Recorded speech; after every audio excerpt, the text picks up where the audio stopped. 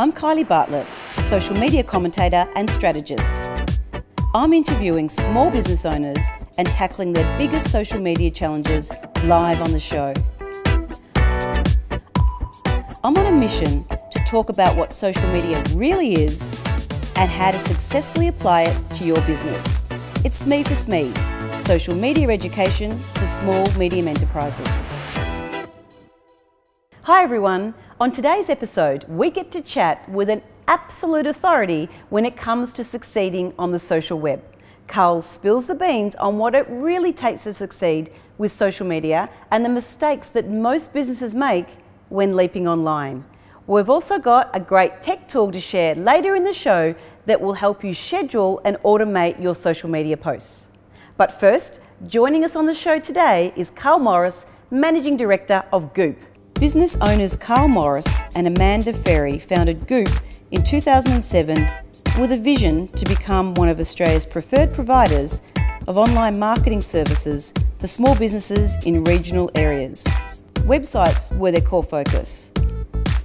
That original vision is well on its way to becoming reality, with more than 600 small business clients Australia-wide, with most not even having met them. Goop provides the ability to create an online presence for small businesses that are affordable, measurable, and actually work. Please welcome to today's episode, Carl Morris, Managing Director of Goop. Carl, well done. Thanks for coming on the show. Really appreciate you giving up your time to be here. Thanks for having me. Now, before we get started, I'm going to ask you a question. How are you feeling about the old Tigers? It was a very slow drive home, but got to go to the stadium. Got to do the Was the stadium really worth it? The Never Tear Us Apart is unbelievable. Hard to describe. Sitting there with my daughter, couldn't even talk to her. She was yelling at me, couldn't hear a word she was saying. Unbelievable. Is that good? Better than the G? Better than any atmosphere I've ever been to at a wow, footy game ever. That's a big call. Yeah. So thanks for driving back. I know apparently you only got in at 1 o'clock yesterday or something, and you've made the effort to come on the show. So I really appreciate you making the time to be here. Happy to be here. Okay, let's get into the interview. So you've built, what is it, about 600, 700 websites now? Yep. And I'm sure you've seen your fair share of the good, the bad, and the ugly. You're very, very right there. So what is it that you think is going wrong with websites? I mean, sure, people must be coming to you and they're spending a fortune previously and are absolutely heartbroken when you tell them their current site isn't effective. I think the biggest problem most of these businesses have, they go into their web developer and they'll often tell the graphic designer or the developer what they want as opposed to telling them what they need.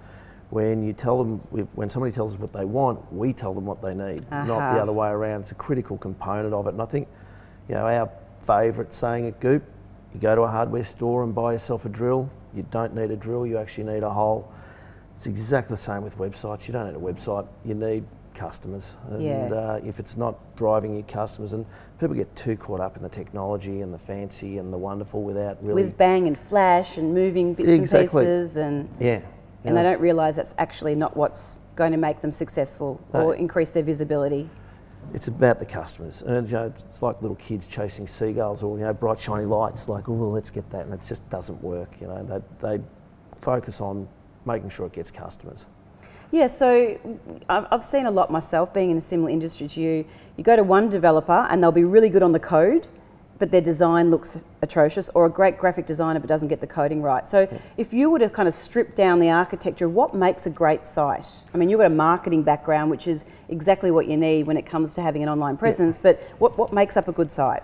Two core components, and it always goes back to you don't need the drill, you need the hole. Number one, it's a Google trap. First and foremost, you need to know what the products are and the services are, what are the key categories.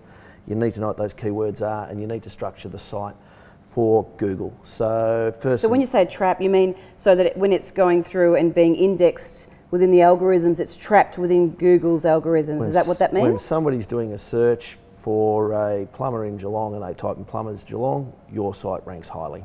Fantastic. That's what we want. So number one, it's got to be a Google trap? Number one, it's a Google trap. And number two, it needs to convince the users to take the desired action, and that varies from job to job, but typically it's to make the phone ring. It might be to walk in the front door of a retail store, leave an email address, but typically it's to pick up the phone and ring and either make an appointment, book, make an inquiry, request a quote. Yeah, and when you boil it down to those simple elements, it's pretty simple.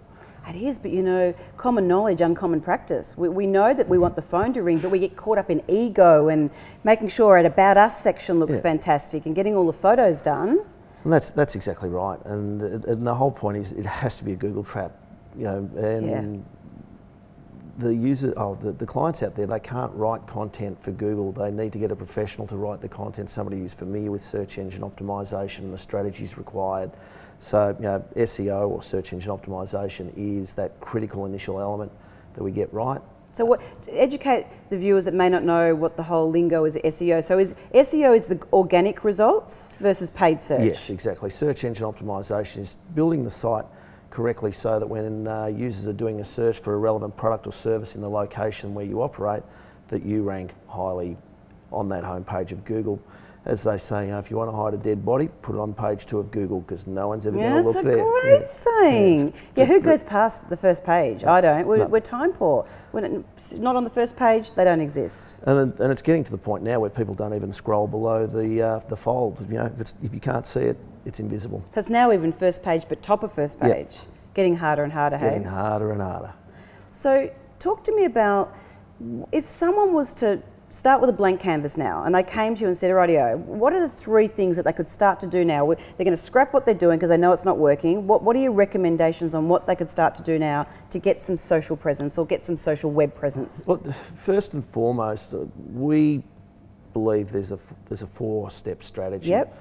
Technically it's 5, but 4, and number 1 is get your website, as we say. Google trap convinces users to take the desired action you want. Number 2, and we shout this from the rooftops, is blog, blog, blog. You need to blog on your site, not on Blogger, not on Blogspot. And the blogs need to be strategically and tactically written with a search engine optimization perspective to them to help you rank further and better. Okay, I'm going to take the geek speak out of here. Educate our viewers. What's a blog? A blog is an update. You simply write about your website. Yes. You put it on once a month, and it can be anything. It needs to be specific though to products and services you offer. Yes. And relevant to the region you operate within. Great. So it's kind of like an article, but written in a more casual context. That is exactly what a blog is. Okay, cool. And then you're putting words in there that are going to rank highly when people are doing keyword searches. Correct. So it's not only just writing a blog, but it's knowing what words to put in there as well. Yeah, and not overdoing it and not stuffing it full of all of your keywords. It's writing it so that it's good quality content, which Google's very, very big on now, the quality of that content. So, but once people get the hang of it, and we provide cheat sheets to our clients, once they get the hang of it, it tends to flow. Not that hard, hey? It's not that hard. Okay, so step 1, you're saying get the architecture right, have it as a Google trap. Step 2 is start blogging. What's step 3? Number 3, newsletters. Again, newsletters, would you like fries with that? It's keeping in touch with your clients, letting them know, hey, we're still here. Are you aware we also do that? I mean, so many times, you know, I've been into clients and they've had somebody else, they've outsourced work that we could have done for them. They just didn't know we did it. And I think if you look at your own business practices, as a rule of thumb, we meet so many clients who have that problem. Get your newsletters happening. You know, snail mail 10 years ago, it's what, 70 cents a letter these days. Very cost prohibitive if you've got 500 people in your database. Once you set up your newsletter facility with MailChimp, Aweber, Constant Contact, which a lot of those are free, right? Yep, most of them are free. Yep. It's so easy. It's free, and I use the term free loosely because you do have to write the letter and provide the content, but it's so cheap and cost effective, and it just keeps your client up to date. You know who opens it, what they're looking at, what they're clicking through to. Yeah, it's interesting. I have a lot of clients that say to me, oh, you know, we're spending all our energy building up Twitter followers or Facebook likes, and I'm saying that's rent a crowd. Yep. You know, while they're over on those satellites or over on those platforms, you really are renting a crowd. So from what you're saying, it sounds like go over there and engage and have fun with them, but have a strategy to drive them back to your website where they can hook into a newsletter. So now you're building your database that you own versus renting a crowd over on Facebook. Exactly. Is that what you're recommending? Absolutely. And look, social media has a critical role to play, but you own your website, you own your blog, you own your newsletter, and that database is yours. It is absolute gold. How many retail stores lose that customer the second they walk out the door? They can, hey, please give us your email address. Let's see if we can.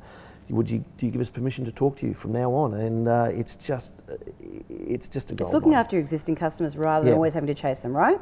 Exactly. And if you've got a special or you've got certain products for a run-out sale, why not invite your loyal customers first before you go and put it out to the public? Yeah, and, good point. Yeah, there's no... Build a list. And it's so cost effective. As the Americans always say, the money's in the list. Exactly. So that's number 3. So number 4, where does number 4 stick Number in? 4, social media. It's a critical component here. But as I say, you don't own the social media. The social media is like the top of the funnel that can feed straight back into... your mothership. Into the mothership. It's you, by adopting correct social media strategies where you link your blog into your Facebook, your Google+. The other thing with social media now is the importance of Google when people are doing searches and ranking. Your social signals that you're giving back to your website via Google+, Facebook, Pinterest, etc., have an enormous impact. Helping with your ranking. Helping with your ranking. So really critical. But also I think social media enables very much a now. In real time, in the moment. And if there's something topical or happening which is relevant to your business, we cop a storm today, insurance companies go out and take some photos with your camera, post it straight away, be first there with the news, be relevant to your products and services. It's so easy. Great distinction around being current versus having a longer term conversation. Yeah. Now you did say there was a 5th one. I'm going to call you on it. So what's the 5th one? The 5th one is YouTube. Yeah. YouTube, look, it's video. Technically it's video. We tend to stick with YouTube. It's so easy to create your own YouTube channel, but simplistically putting it, and it's not technically correct, and you've got me on record here, but simply putting video on your website, and in our particular case YouTube, it boosts your Google rankings. Because it's owned by Google and it's the 2nd biggest search engine in the world, right? Yes, and Google, like video, by virtue of the fact that dynamic content, it's engaging on the page that people are engaging in, it prolongs their interest in a particular page. So YouTube has the ability, or video has the ability to boost your Google rankings, but then it can be very compelling in convincing people that you are trustworthy, honest, you know what you're talking about, you are an authority on that topic. You can embed it in blogs. You can then also take it and send out a newsletter pointing people back to your website. And fourthly, you can embed it directly into your Facebook, your LinkedIn. So it can be repurposing your content. Fabulous. Thanks, Carl. I've found it fascinating talking with you. You are an absolute guru in this space. It's been an absolute pleasure having you on the show. So now let's look at what we've learned from this episode. Okay, so let's look at today's top takeaways from this episode. Number 1, you don't need a website, you need customers.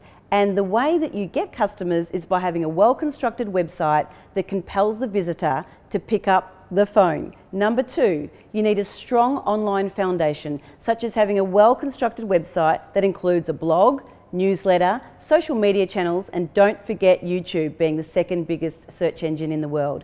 And number 3 is having specific and measurable results that you can measure, you can manage. Now, Carl, I want to thank you so much for taking time out to be on the show. It's been an absolute pleasure. You've shared a heap of nuggets with our viewers. Again, thank you very much. No, thank you. It's been a pleasure being on the show, and you're a credit to the industry. So thank you, Kylie. Oh, I'm chuffed. Thank you very much. Okay, so now let's look at today's tech tool. This week's tech tool is a system called Buffer. Now, Buffer helps you manage multiple social media accounts at once. Quickly schedule content from anywhere on the web, collaborate with team members, and analyse rich statistics on how your posts perform. Now, the thing that makes Buffer preferable to most other social scheduling tools is that instead of having to manually pick a time for the tweet or the post to go out each time, you just set up a schedule. So, for example, weekdays at 9 AM, noon and 3 PM, it automatically buffers up to go out the next time in your schedule. Give Buffer a try and be sure to let us know what you think. Okay, that's it for another episode of SME TV. We genuinely hope that you found great value in that interview with Carl. It was great for him to be able to spill the beans on what really happens to make an effective website. Now, if you'd like to keep the conversation going, head on over to our Facebook page, pop us in a comment, and better still, tell us about some of the implementation you've done in your business based on the interview with Carl. None of this would be made possible without our great sponsors, and in particular, the Geelong Chamber of Commerce. On behalf of myself and my partners, The Object, who have put this incredible production together, we want to say thank you to you, the viewer, and glad that you have been tuning in. So until next week, may your social media news be great news. See you soon.